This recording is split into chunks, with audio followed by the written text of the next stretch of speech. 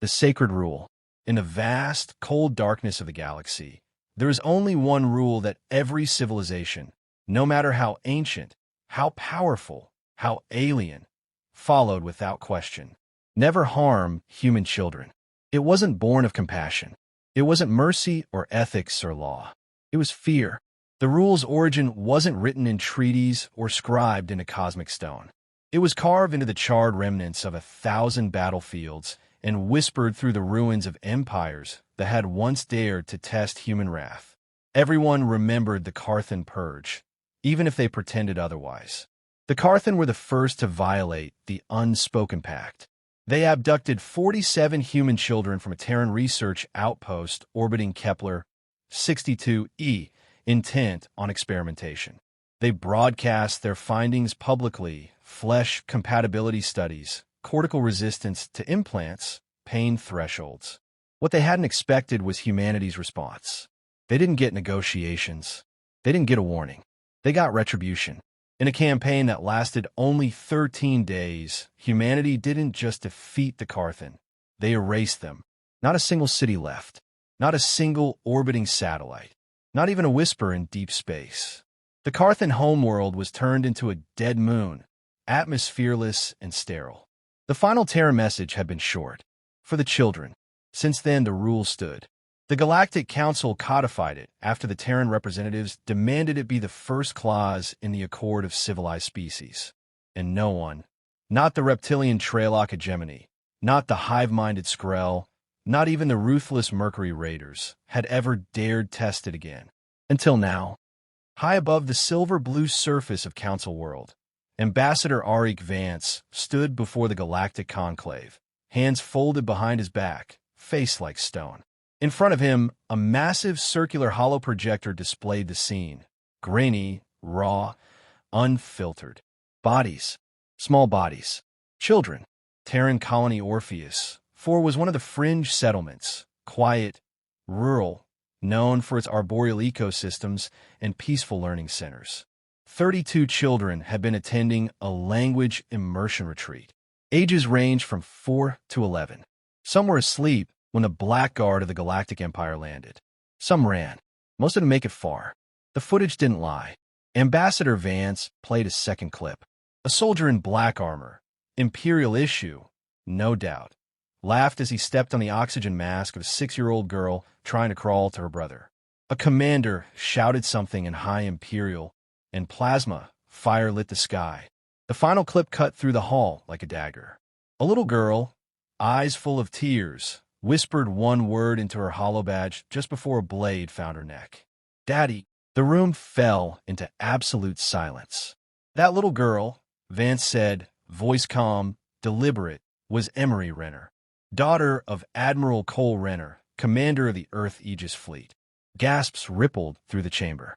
The silence deepened.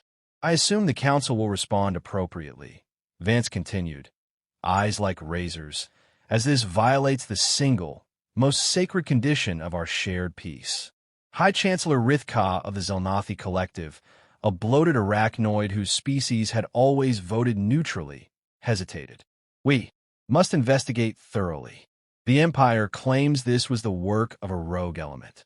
Unauthorized. They are offering reparations." Vance turned off the holoprojector. "No amount of currency can pay for what was taken." "And what would you suggest, Ambassador?" a smug voice asked from the side.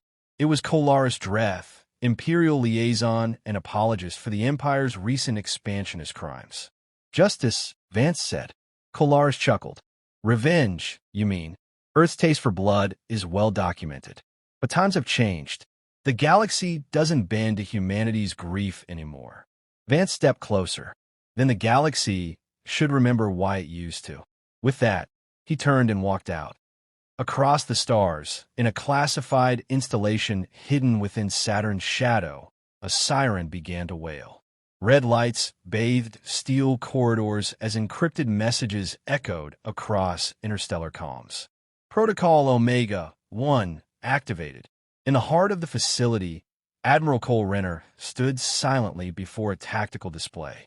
His face was blank, unreadable. A personal holopad replayed Emery's final message again and again. "Daddy, his fists clenched. Behind him, 12 armored figures entered the room. Black armor, no insignia, no names. The Revenants. Renner turned to them, voice like cold steel. Prepare the fleet. One of the Revenants spoke. Targets confirmed. All of them, Renner said. We do not seek war. He looked down at the holopad one last time. But if they want it, we'll end it. The response protocol. The cold stars didn't blink as Earth withdrew from the galaxy. One by one, human beacons on interstellar trade maps went dark. Navigation routes rerouted. Diplomatic outposts closed. Every signal, every handshake, every treaty thread connecting humanity to the broader galactic web was severed in coordinated silence. It took less than 12 hours.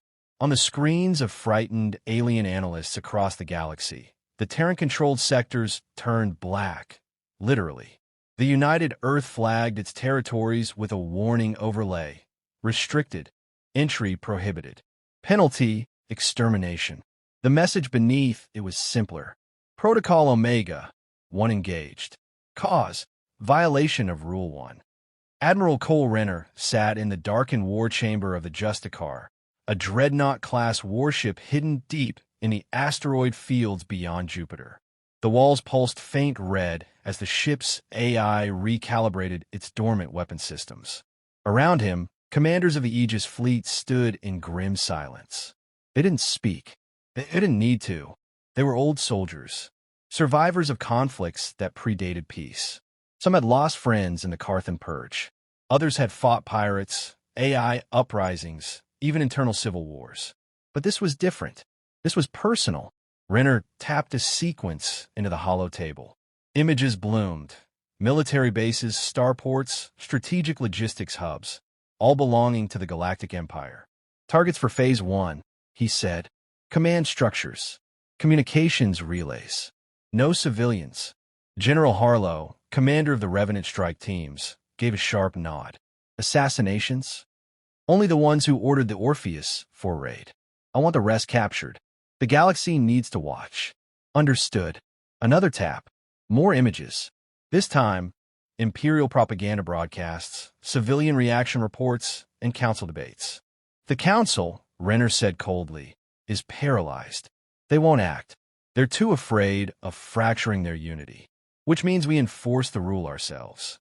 A young officer near the back hesitated. Sir, what if this escalates? If we hit the Empire hard enough, the rest of the galaxy might join them. Renner turned toward him, eyes like steel. Then let them. The room fell silent again. In the core worlds of the Galactic Empire, citizens were told that humans were weak, that Earth had grown decadent, that the galaxy had outpaced Terran influence, and that the old stories of human vengeance, of retribution, were exaggerated myths. But then came the blackout. One moment, the Empire's Third Fleet was holding standard formation drills above the gassed giant Crassos. The next, their long-range sensors died. Communication relays fizzled. Ships began to vanish from formation, silently, surgically. An hour later, all 82 vessels were gone. Not a single distress call. The only clue was a fragment of encrypted Terran code bouncing across the quadrant's emergency bands. For the children, galactic news feeds exploded with speculation. Who was next? Would Earth attack colonies? Civilian hubs? Would they scorch worlds like they did to the Carthan? But the attacks that followed told a different story. Humanity didn't bomb cities. They struck the guilty. Planetary governors who helped coordinate the raid on Orpheus were abducted in the night. Their palaces left untouched. Their guards never saw the Revenants coming. On Laura's Prime, Imperial Commander Haskell, the officer who personally gave the order to fire on the children, was found dead in his quarters, a pulse blade through his throat. Carved into the wall behind him in neat, mechanical script were 3 words. Balance. Justice. Rule. Across the Empire, whispers began. The humans aren't just fighting. They're hunting.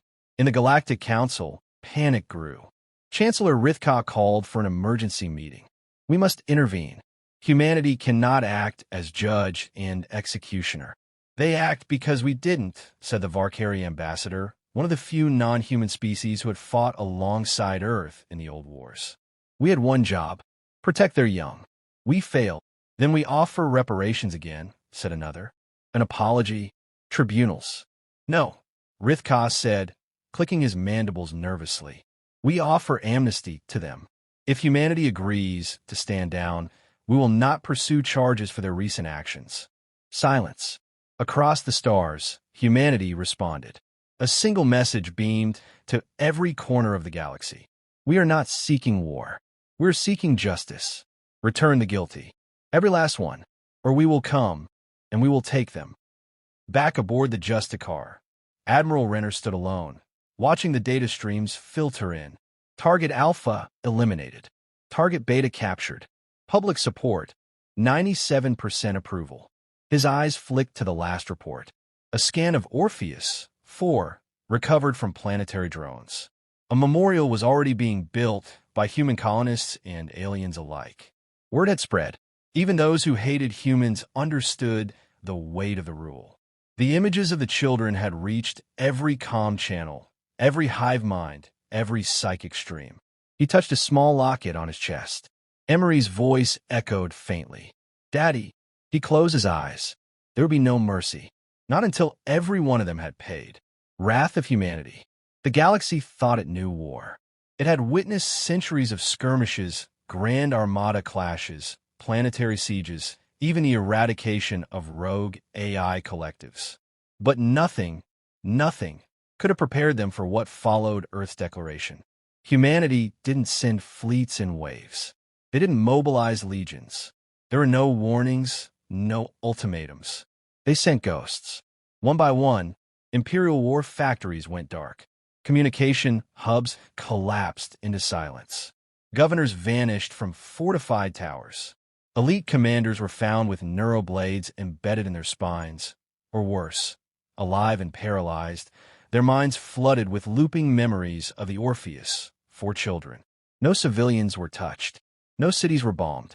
No innocents burned. Humanity was making a point. They didn't want conquest. They wanted names. General Varnock of the Empire's 7th Defense Corps reviewed the latest loss report with shaking claws. 27 military outposts neutralized. 58 fleet ships missing. Hundreds of officers unaccounted for. And no enemy detected. They tried deploying scan drones, deploying psychic trackers, even necro-oracles. Nothing. Who fights like this? His adjutant whispered, voice barely audible. Varnock stared at the single message left behind at every site, burned into walls or blinking across tactical displays. For the children. He slammed a fist onto the console. This is terrorism. We must respond with overwhelming. The lights flickered. A low hum filled the command chamber. Alert, shouted the sensor tech. Unidentified contact. No, multiple. They're just appearing. One by one, black vessels emerge from nowhere. No warp signatures. No gravitic ripples. Just presence. Varnock looked up in horror. Human warships, sleek, silent, shaped like blades, now filled the skies above. But they didn't fire. They just hovered, waiting, watching. Then came the message, spoken in flawless high Imperial. Deliver the guilty, or surrender your command. This is your only chance. Varnock collapsed into his seat, trembling. Across the Empire, the same drama repeated.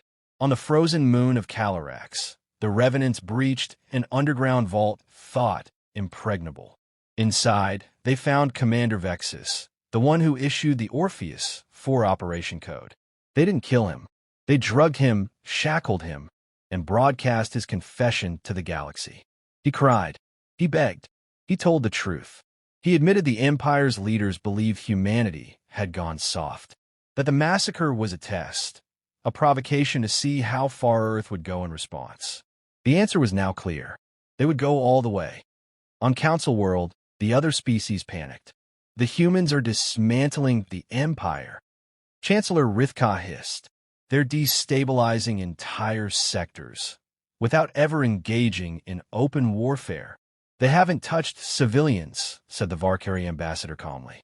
Every life lost has been a soldier, a war criminal, or a direct participant in the violation of Rule 1. But the Empire is unraveling, shrieked a Hadiran delegate. We must stop this. No, The Valkyrie said, rising to his full height. We must learn.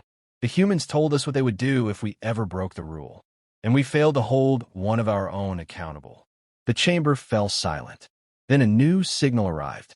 A massive ship, the Judgment Star, was entering Imperial space. It bore no weapons, no army, just one purpose: justice. Back on the Justicar, Admiral Renner watched the feed. Vexus was secured. So were 5 of the Black Guard commanders. 3 were dead. 2 remained hidden. But not for long. The Revenants were close. He leaned over a console and opened a channel to the Empire's high throne. Emperor Zeron, he said, voice low and sharp, we are not interested in your empire. We're not interested in your wealth. We don't want your systems, your fleets, your thrones. He leaned closer to the feed. We want the ones who hurt our children. Every one of them. Alive. Delivered to us. The Emperor, a towering tyrant draped in crimson, glared back. And if I refuse? Renner didn't blink. Then we come for your bloodline. Silence. Then the feed went dark. That night, Imperial citizens filled the streets of their capital. Not in anger, in fear. For the first time in generations, the people were not afraid of a foreign conqueror, but of their own rulers. Whispers of the massacre had become roars. Every child lost at Orpheus, for now had a name, a face, a story, broadcast by human satellites into the heart of enemy territory. Even the Empire's soldiers hesitated. Many deserted. Some defected. The galaxy was learning what it truly meant to harm the children of Earth. It meant your entire empire would bleed, one silent cut at a time. And no one, not even the stars, could save you. The reckoning. The Imperial Palace stood silent. No banners flew. No parades. The plaza below, once a symbol of unrivaled power, was empty but for wind and ash. Inside, Emperor Zeron paced in the Hall of Obelisks, where generations of conquest had been etched into obsidian columns. Now, every shadow reminded him of a child's scream, of his people's growing silence, of his fleet commander's failure, and of Earth's vengeance. He hadn't slept in days. Every attempt to rally his forces had failed. Every loyalist world he contacted was either in revolt, offline, or actively surrendering the perpetrators to Terran authorities. The tide was no longer turning. It had already crashed over him. They came for children, and the galaxy had chosen a side. He turned to his remaining advisors. Status. 2 more governors surrendered themselves this morning, said a withered aide. Our border fleets have deserted. And the human fleet? They're here. Above the Imperial capital, the Judgment Star descended from orbit. Its hull shimmered with energy fields so dense they bent light itself, casting it in an eerie halo. No weapons were active. No threats were broadcast. It didn't need them. Everyone knew why it was there. Inside its grand tribunal chamber, Earth's justice was unfolding. Not with executions, but with witnessing. Admiral Cole Renner stood before a coalition of representatives. Terran Command, Allied observers, and reluctantly, the Galactic Council itself. In restraints beside him knelt the final 7 perpetrators of the Orpheus from massacre, those who had ordered it, enabled it, or watched it happen. The chamber's hollow projector flickered to life. Images of Orpheus appeared once more. The school, the trees, the sky before the fires. Then the bodies. Then the children. Then Emery Renner. Gasps echoed from the delegates who hadn't seen the raw footage before. Some wept. Others couldn't look. One of the prisoners, a former intelligence minister, screamed, "We were only following orders." Renner stepped forward. "And now," he said coldly, "you'll follow the consequences." The verdicts were read. Not death, not exile, but permanent psychic sentencing. A rare Terran punishment. Each offender would live the memories of the Orpheus, 4 victims, again and again, for the rest of their lives. Every cry, every moment of fear, every final breath. A child's last whisper, "Daddy." There was no applause, just silence. Later, in the quiet garden aboard the Judgment Star, Renner sat alone. His uniform was gone. He wore a plain black coat. A small hollow locket rested in his palm, flickering with Emery's face, her smile frozen in time. Footsteps approached. It was the Varkari ambassador. She would be proud, the alien said softly. Renner didn't respond.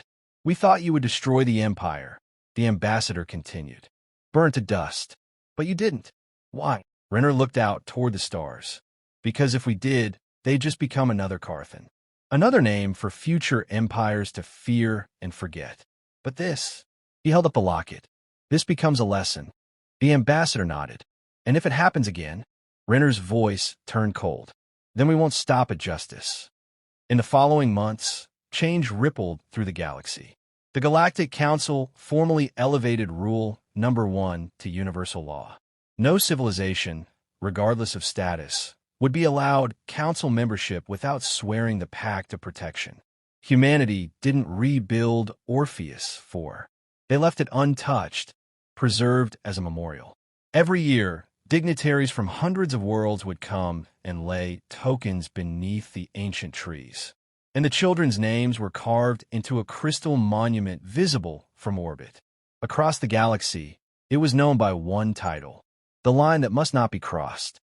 Back on Earth, Admiral Renner retired in silence. He returned to his family's coastal home, far from the stars and the wars and the ghosts.